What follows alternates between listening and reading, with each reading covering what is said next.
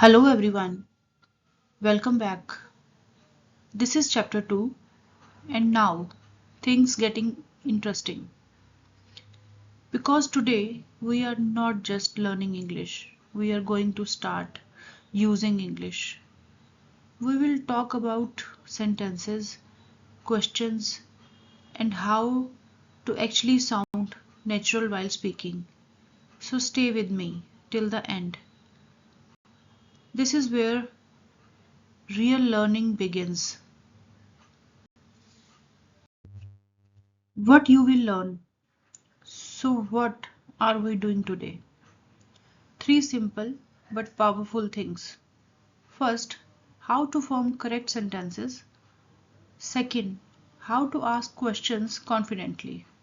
And third, how to avoid those small mistakes that make your English sound weak. By the end, you won't just understand English, you will feel more confident speaking it.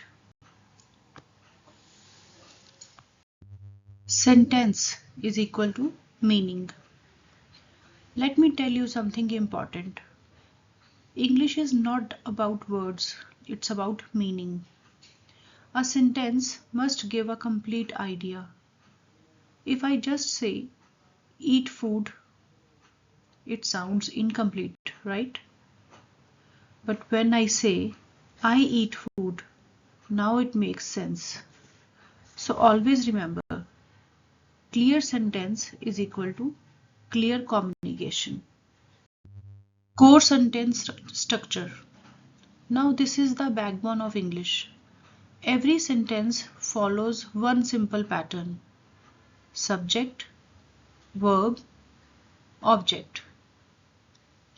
Subject means who is doing the action. Verb means the action. Object means what is affected. Example: I eat food. Simple, clear, perfect. If you understand this structure, half of your English problems are already solved. Improve your sentences. Now let's upgrade your English. Don't stay basic. Instead of saying I eat food, say I eat healthy food every day. Can you feel the difference? It sounds more natural, more confident. Just add small things: time, place, description, and suddenly your English improves instantly. Types of sentences. Now English is not just one type of sentence. We have different ways to express ourselves. A statement, I'm happy. A question, are you happy? A command, open the door. An exclamation, what a beautiful day. Same language, different expressions. That's the beauty of English. Why questions matter? Now let's talk about something powerful. If you can ask questions, you can start conversations anywhere. You don't need perfect English.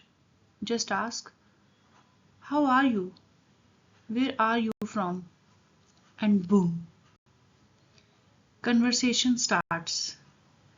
That's confidence. Yes, no questions. Now, this is very important.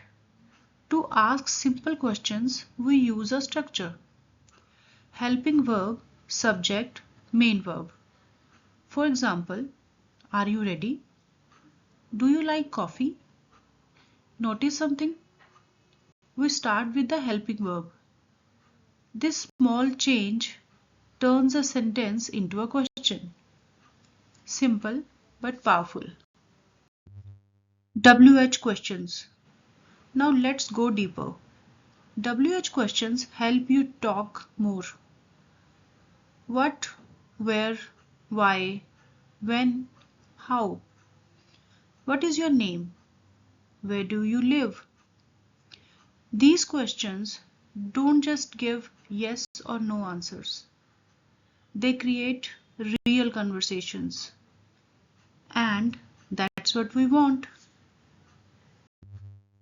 Smart speaking tip. Now listen carefully. This is where most beginners go wrong. I go market. Sound familiar? But the correct sentence is I go to the market. Just one small word, to, but it changes everything. Never ignore small words. They make your English complete. Common mistakes. Let's be real. Mistakes are normal, but repeating them is not. Common mistakes. Missing is or are. Wrong tense. Direct translation. For example, she going school. Wrong. She is going school. See the difference. Small corrections, big improvement. Speak naturally. Now the goal is not perfect English. The goal is natural English. So what should you do? Use short sentences. Don't overthink. Don't translate in your head. Start thinking in English slowly. And most importantly, practice every single day. That's the real secret. Practice time. Now your turn. Let's practice together. I read book. I read a book. She goes school. She goes to school. They play cricket. They play cricket.